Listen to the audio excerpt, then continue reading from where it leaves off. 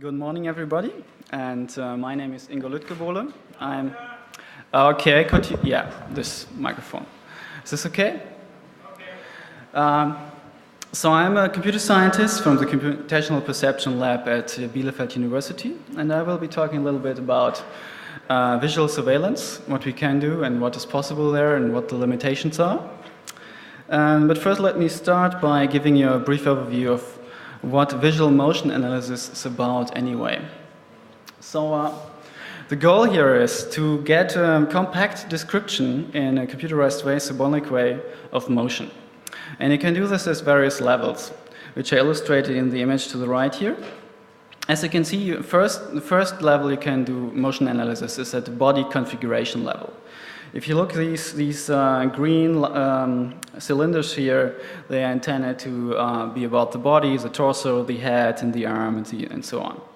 And so the first way you can look at this is how is the body configured in a way.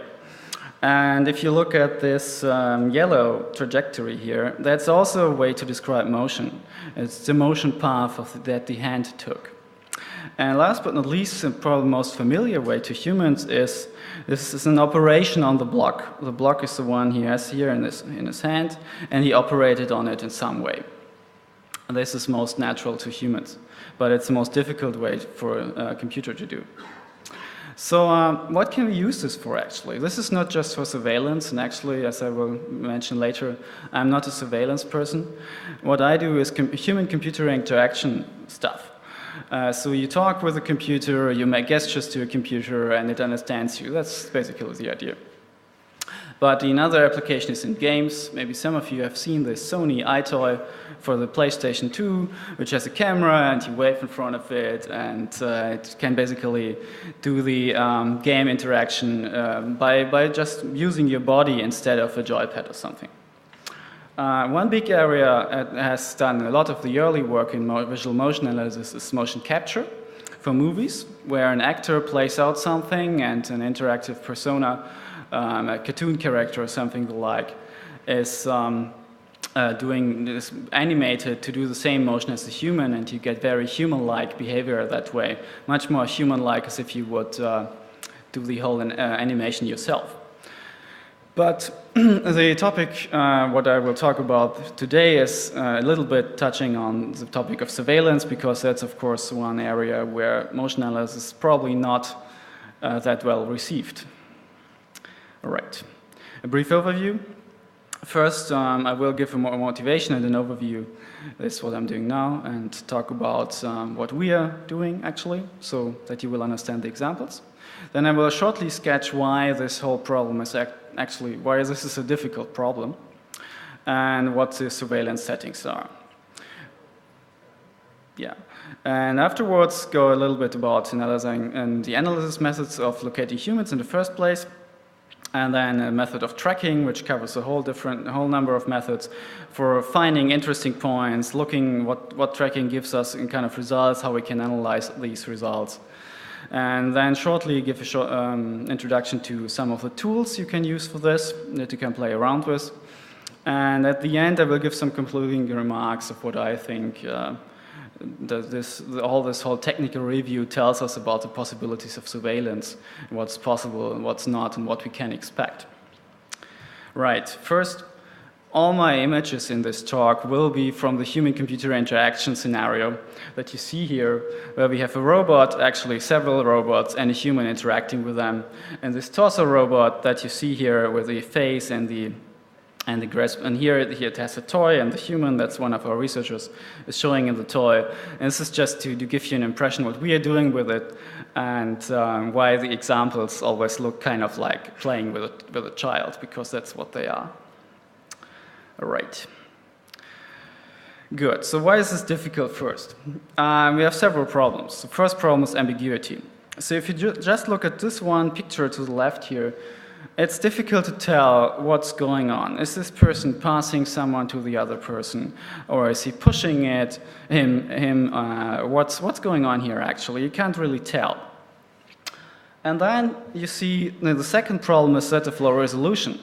As you can see, you can't see very much. But this is actually the typical resolution that you see on a TV when watching a football game. This is what humans get as input, and we do perfectly well on that.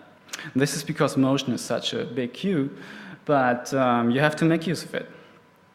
And the last problem that you will see very often is that of occlusion. Here you have two persons, or actually a third one in the background, and they partly occlude each other. So you can only see one, here the one person you can see full, you can see his face, the other person is right next to it, you can only see half of his face and not much of his body, and this person is almost completely invisible. So these are some of the issues that we have to cope with. Right. And then there's one other problem that I like to call the roadrunner problem, which is also the motivation for this title of this talk. And as you can see, poor Wile E. Coyote here is a little bit too late, and the roadrunner is already gone. So what I'm trying to say here is that visual experience doesn't just consist of interpreting the action after it has happened. When humans interpret their visual surroundings, what we do is we have a visual input, a visual experience, then we know a lot about the world around us, and this allows us to predict an activity. And to predict an activity at a point in time when we still have sufficient time to actually act on our prediction and make something happen. And unless we teach that to computers, they will never be able to help us much, because they will only be able to analyze something that has already happened. And this is something that has not received very much attention in the computer science community. But it's a real problem for surveillance. All right, how do humans actually perform these tasks that I've been talking about? And as you can see here, this is a so-called point light display. And it's attached to the joints of a person, and so you cannot see the person or what the person is doing, but you can only see these lights. And for a human, it's pretty well possible to interpret what's going on here. And this is because we have an internal body model. We know how our body is configured and how we could arrange ourselves to look like this point light display. And if you see here, this is the original motion. So there's a person here, it's throwing a cricket bat or something. And if you look here at both of these in conjunction, you can see that the point light display corresponds very well, and humans can interpret this. And why do we do that? Why are we able to do so? Because we have this body model. And one important insight from psychology here is that this body model is not just from looking at persons. We have this body model because we have a body that is just like the one we are observing. We know when we make a motion and we can see our arm in our visual field and we can walk around, and when we make certain motions we fall over, so they are not possible. And we cannot just like put our arm here and expect this to be a regular view that we typically see. So all this information, this experience we have ourselves constrains what is possible, and this constraint allows us to interpret what other humans do as accurately as we are able to. And this is something the computer can only look at a person. He cannot see. Does not have his own body. He cannot have this motor experience. So if a computer has to be able to do the same kind of interpretation, this body model has to come from somewhere, and this is from humans. Humans have to specify this body model.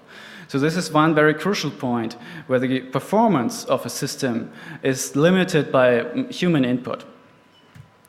And this, just to give you an idea what kind of body models we are typically working with, it's a skeleton-based model. So you see arms, lower arms, upper arms, lower legs, upper legs, and you have the skeleton. The spine, right, and the sphere for the face, for the head. Right. Now let's talk a little bit about what surveillance methods are originally used for. Originally, all these methods for surveillance, they were developed for restricted areas. In restricted areas, you have a very simple problem. There's little activity. What little activity there is already suspicious. So if you can detect anything is going on, that's good enough already. And the use cases here are for alarming, and later on, if you know something has happened, then you can look at the video and tell what's going on. And so you have basically a few weeks that you need to store this stuff, because if you don't know that there was a break-in up to a few weeks, it's not going to be much use anyway.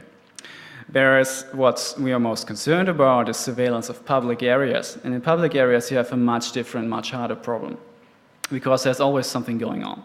And so you first have to separate all these things into different persons, different activities, and then you have to classify them, tell them this person is just walking along or this person is hitting someone, and you to be able to focus on what is interesting, because most of what you see is not interesting.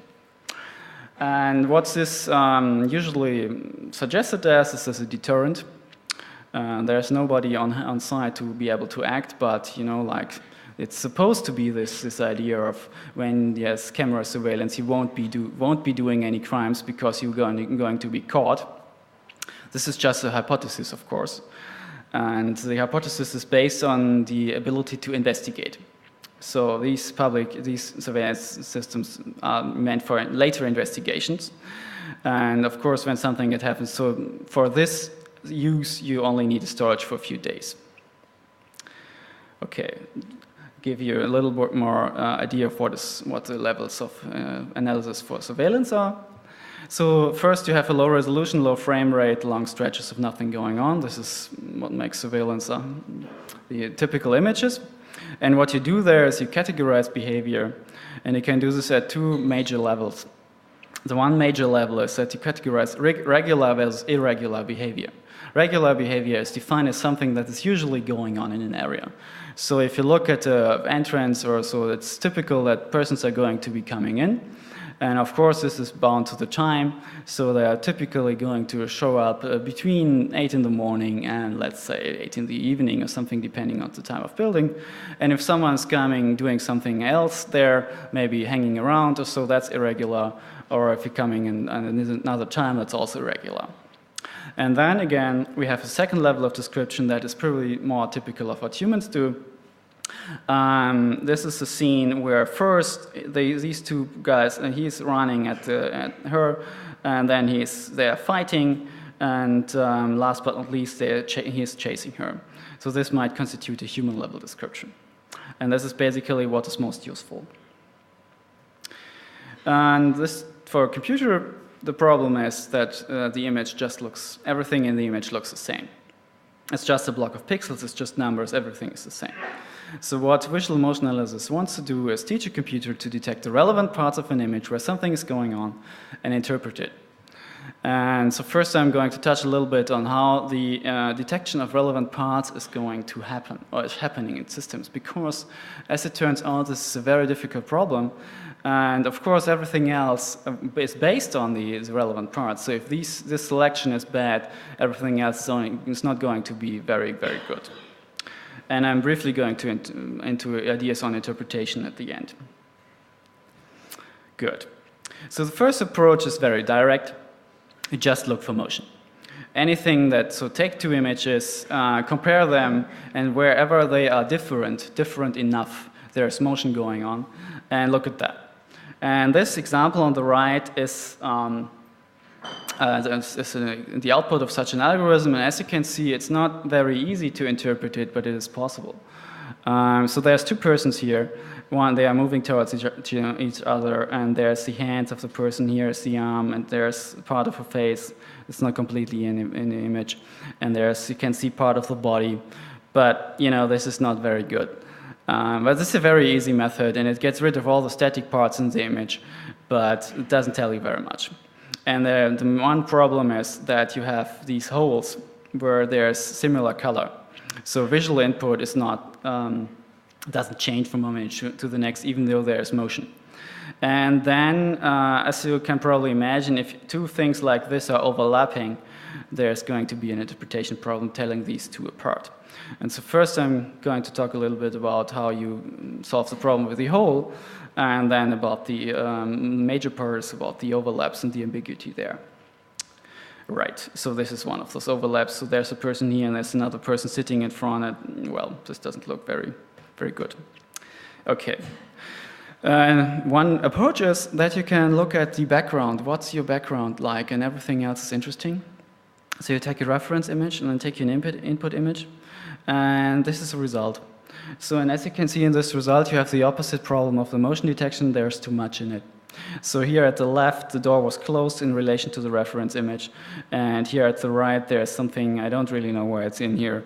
And then the lamp is also, the lamp is light, and it's all based on intensity and color, and so the lamp is changing, and you have autofocus, auto camera calibration, and all this changes, introduces changes that are not really what you want. And there's also, to explain this, the lamp just switched on.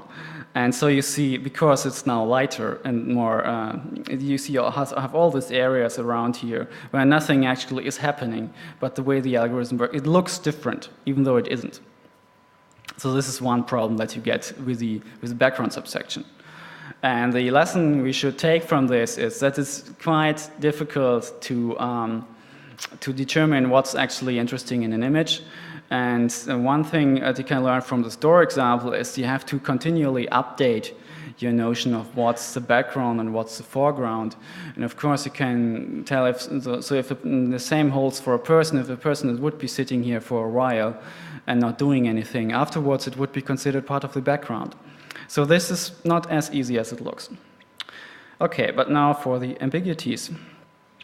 Ambiguities are resolved over time. In an image like the one in the middle, you can't really tell whether this is one or two persons. It's just not possible. The input is not there. And, but what you can do is, if you have a couple of images, so this is the first, then it's the second, this is the third, you can imagine this person is walking from left to right. And if you can identify this at the moment, and there's another person sitting here who's only moving his hands.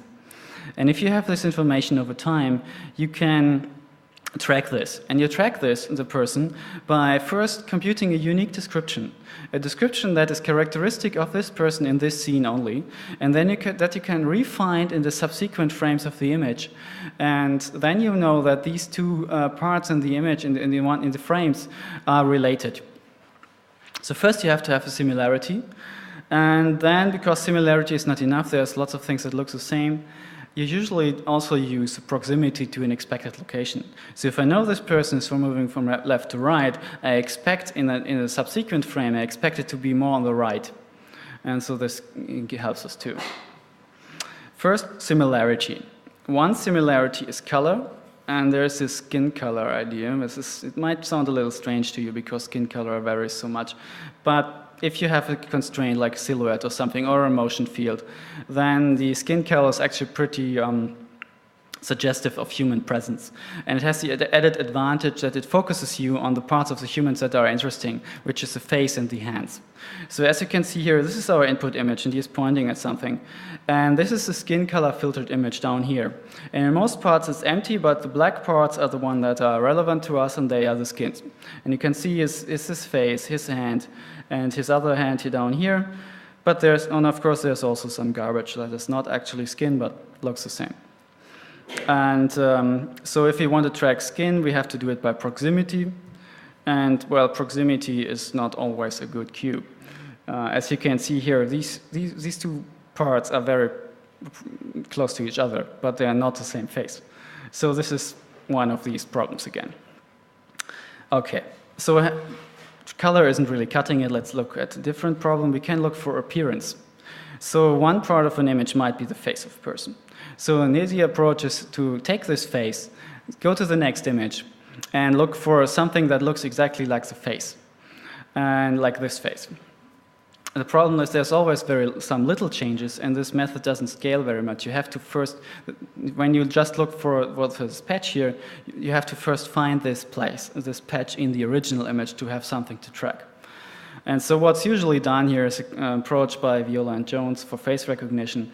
What you do is you combine a number of these small patches here, that's what I call patches, and you overlay them on the image. And as you can see, this patch, for example, is pretty characteristic of the border between the eyes and the forehead.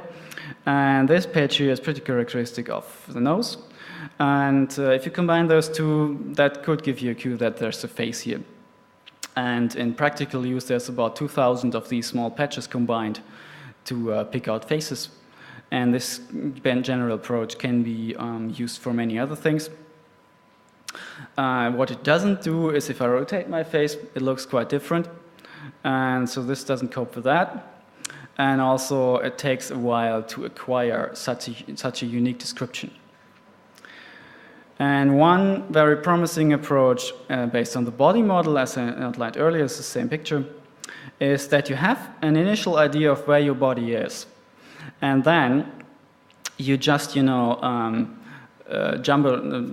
disturb this a little bit. Like, look, okay, what's going to happen if he moves his arm a little bit? What's going to happen if he moves his head a little bit?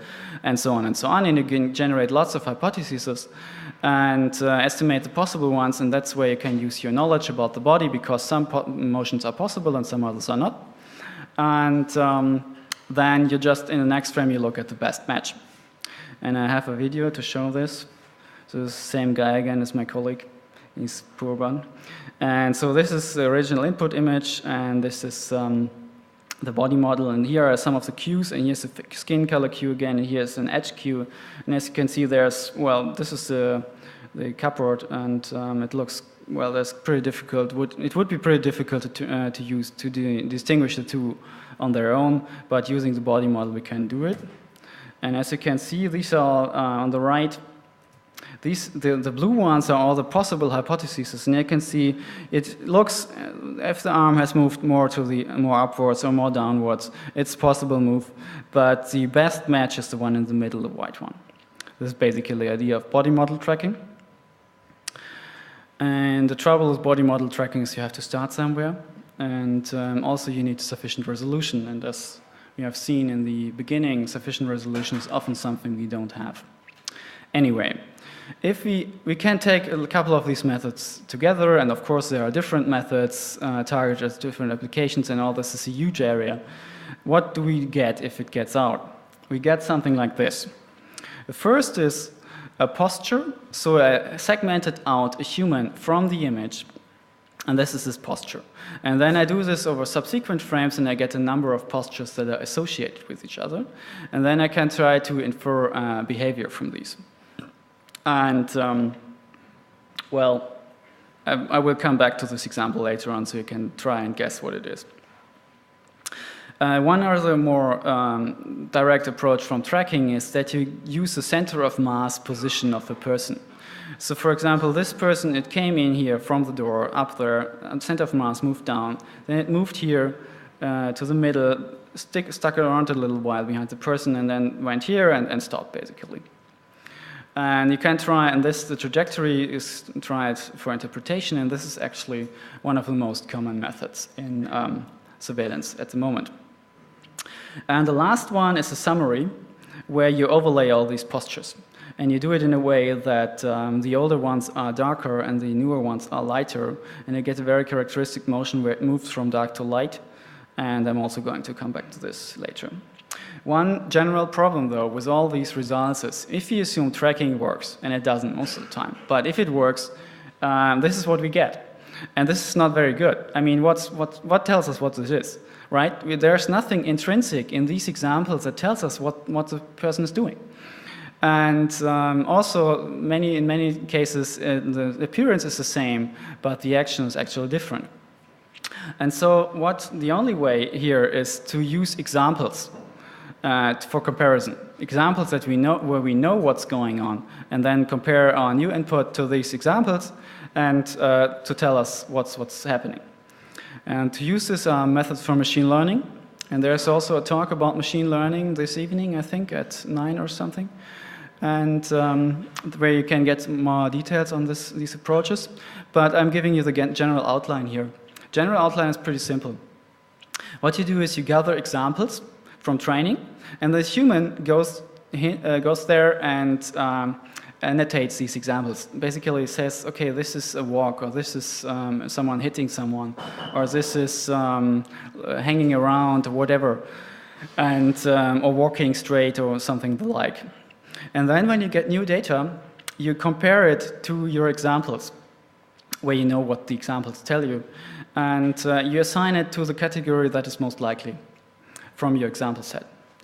And there are a couple of problems, general problems with this approach, and first is that it's very example-based. You can only make a classification, which is this is called, for something yet you have seen before. You cannot not categorize new behavior. And also the more general problem is that appearance is not equal function. Sometimes the same action looks very different from one person to the other. Sometimes you can have very different action look quite the same. And so this is tricky. And you also have a duration. An action can be like, I can walk slowly to the left, or can like fast to the left, or something like that, or can run, or can walk. Sometimes there's a distinction, sometimes there's not. And in general, you can only resolve all these ambiguities when you have the context. And then there's the last problem, that we don't know at the outset what we are looking for, and what's the category? What is a good category to describe human motion? This is a more difficult problem than you might think, because we are so used to it, and we know our ways of categorizing human behavior make use of very much world knowledge. And this is not available to computers, so we need to find different categories. Okay, but first let's look at the posture again. And the idea here is that some postures are unique and they allow us to infer what's going on. And well, I would ask you, what do you think this guy is doing? Yeah, that's very good. Football is also very good. All these are possible interpretations. Actually, he's drunk. And so his walk is staggering around. But all these interpretations are actually possible, right? This may be the case. And for example, if I were on a football field, the football playing interpretation would be perfectly reasonable just from this data. Or the dancing interpretation, if I'm in a club. Actually, dancing and being drunk is kind of tricky to distinguish. But yeah, this is to drive home the point that the context is very important. And anyway, there's a different problem with the posture approach, that is self-occlusion, where if I'm looking like this, I can't really, in the posture approach, you can't really see where my arms are. And yeah, this is just. So let's go to the motion history. And this is the one I told you about before. These parts are the ones that are earlier, and this is the later one. And this is inspired by human peripheral vision, where you know that the impression of that what's going on around us is actually not processed one frame at a time, but it gets blurred. And you can use such a motion history image also to compare to examples. You need fairly large motions for that. And it requires sufficient resolution so that the motion is large. And it's also very view angle specific. So for example, this is a guy sitting down. Well, you can see it. First he was here standing up, and then goes down a little bit and moves backwards, and this is the final position on the chair. And of course this would look very, very different if viewed from the front, right? And you wouldn't have this characteristic angle here that tells you that about the chair and so on. But if you have multiple views and so on, if you have lots of examples, then you can probably categorize something this way. And then the easiest part is trajectories, as about earlier. So this one is the same example as before, annotated with a couple of events. So first there's a person entering here. This is a start of our example. And then after 0.1 seconds, it's this position, and then it's holding here for 0.05 seconds. And then at the end, after 0.3 seconds, it stopped here. So this is a typical example of a trajectory description. We have the position of the center of mass typically. We have a velocity, how fast is a person moving, and this coincides with the duration, of course. And a big advantage of trajectories is that a low resolution is very okay. You don't need high resolution for that. But a disadvantage of trajectories is that there's not much information left. So if she moves her arm here, you wouldn't see that. Or if she's here, she's actually turning towards the person sitting here and putting her hands on his shoulders, and you don't see that in the trajectory either. But it's the most prevalent method because it works. So, and now let's look a little bit about at how we can actually recognize activities from that. So the one approach that's pretty easy is so-called event triples. And what you have is an event vocabulary. This is entering, E, S for stopping, M for moving, and H for holding. And if you go back to this example, you have E moving, EH, E, M, H, M, S. S is this example. And then you take this in pairs, in threes, always three events one together, which is to give you a little bit of context. You have a current action, you have the action that went on before, and you have the event that happened afterwards. And then you just count and compare this to your examples. And you have the event categorization for your examples. And so where you typically have a certain sequence of events going on. So first I'm going to move a little bit, and then maybe I'm going to move my arms or something, and then I'm going to move a little bit back or so. This could be shaking hands. And of course, and the advantage of this is that you get a little bit you get more abstract. You are not so much on the appearance anymore. So this is really the only level that you can talk about activities going on because of that appearance versus function problem. There are lots of other methods, but this is one of the most simple. Okay, so let's summarize this. Tracking associates objects over time in various ways. It can fail relatively often. There are lots of edge cases. And even as we can see, there is not much hope there because even in humans, tracking fails quite often. If you see a person moving into a crowd and then he's moving out somewhere, we will have a hard time finding him. And there's a couple of robust approaches that have very little information, but work. And in general, with tracking, you still have no clear decision between relevant and irrelevant because your input is so ambiguous.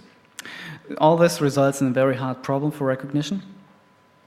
It has to be said that the state-of-the-art progress is very fast, and the robustness is something that is being worked on very much, and we will see all these algorithms work in more and more cases.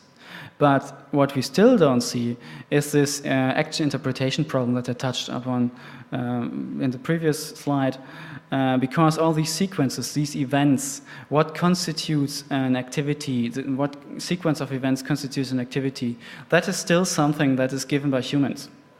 And well, if after 20 or 30 years of research into symbolic reasoning, we still have this part given by humans, you can really assume it's a hard problem.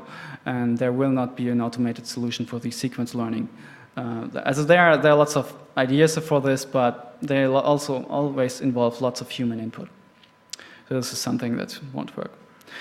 And give you a little bit of summary about the different stages. All these things I talked about are usually done in a processing chain. So first you have this surveillance camera here, and it's looking at the wall, and then the images are going to be digitized, and you have a cup. This is intended to be a sequence of frames. And first you have to locate your humans, segment them out so you get a body shape, then you track this body shape, and you get a path looking from above. You summarize this somehow, and then a classification comes out, and well, this is walking. And I only talked about the parts in the red box here. The classification part, as talked about, it's not about surveillance, but general machine learning is later in the evening, and a talk about camera technologies right after this one. So if you're interested in that, stick around. Right, couple of systems and implementations.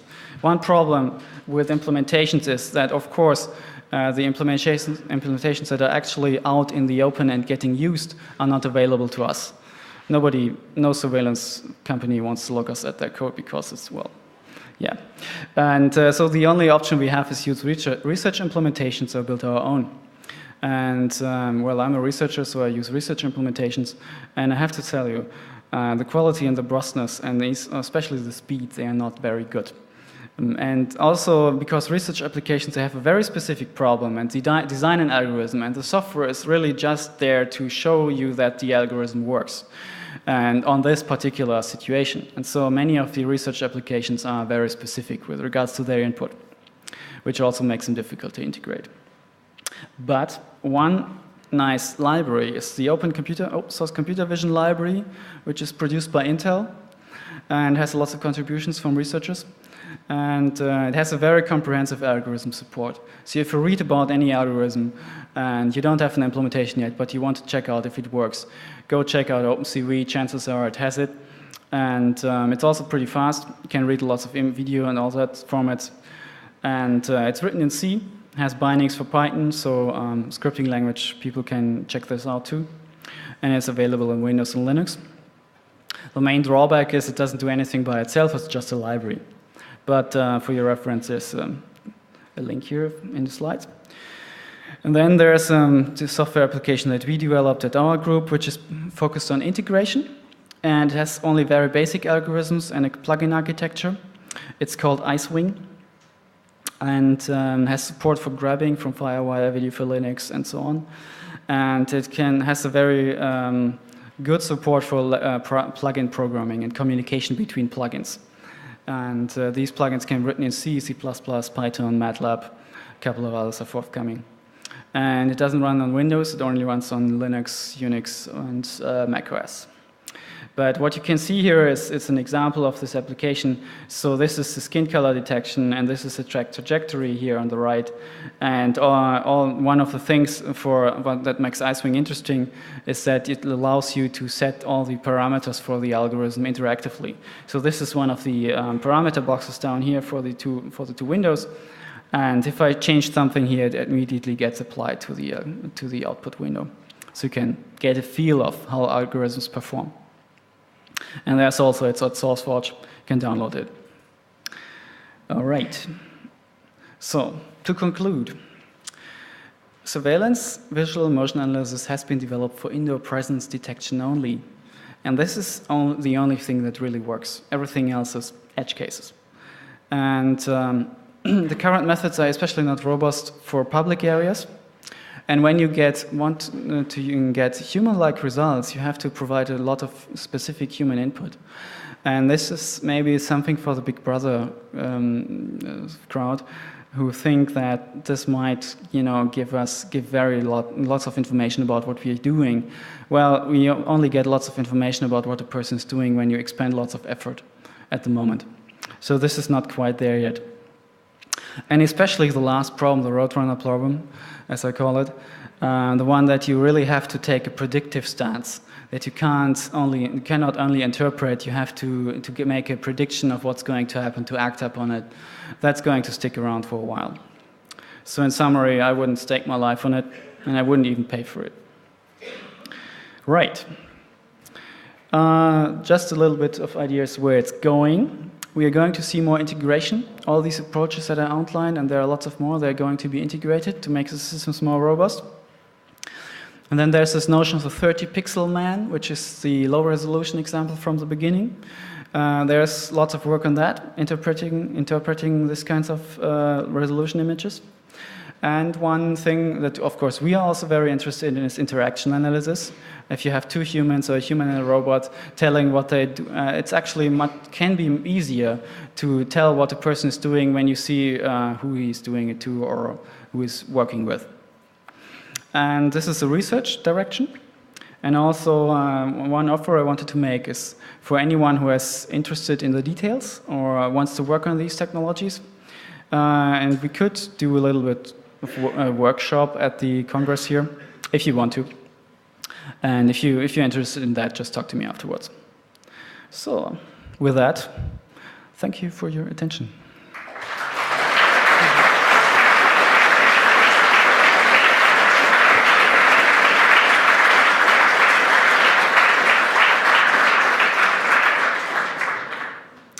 So, any questions? Yes.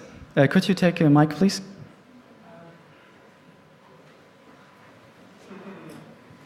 Two questions. First of all, the skin color detection seems to have some racial implications that I was thinking about just now, especially if you start learning in an environment where you have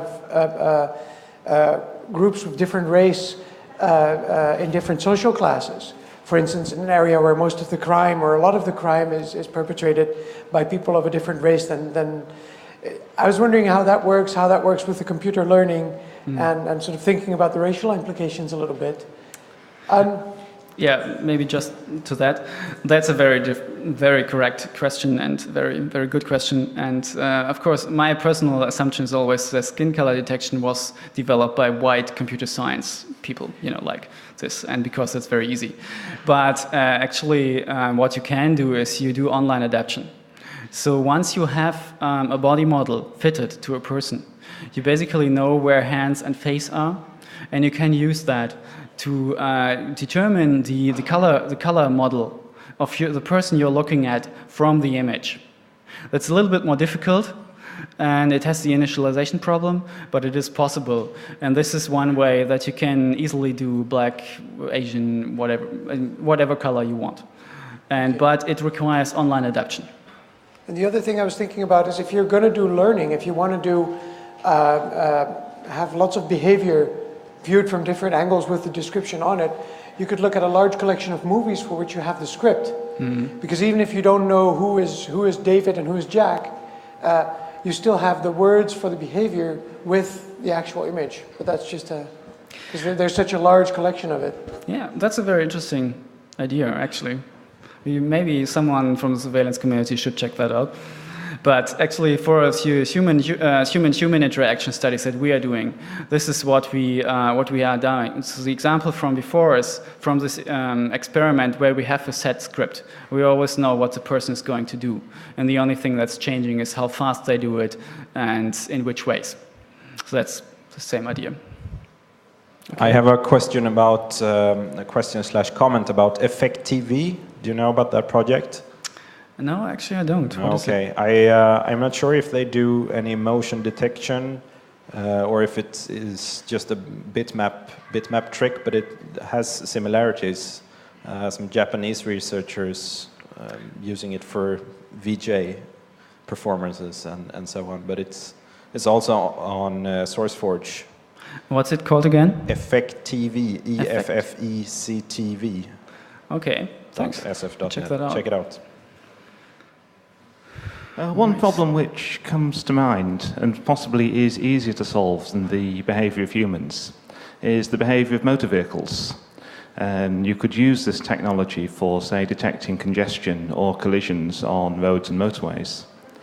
Do you know of any applications of machine vision in these fields? Well, there's lots of it. And the whole tracking field was basically, tracking is from military tracking of targets. And that's where it originated. And then there's a whole huge field that is using this for traffic analysis. And actually the sequence example, sequence learning, sequence interpretation example is from a traffic analysis application. But you have a much simpler problem in traffic analysis, because there's much less overlap and cars don't change shape. And not unless there's an accident, of course. Actually, one of the problems of the field is that it has tried to take methods developed for this kind of problem and use it for tracking humans, and that didn't work so well. So what you are seeing currently is new methods being developed for these two different application areas. So there's still research going on in machine vision for traffic analysis for rigid objects, as you would say, and there's a different field that's trying to do this on humans. Does it answer your question? Yes, thank you. All right. Any more questions?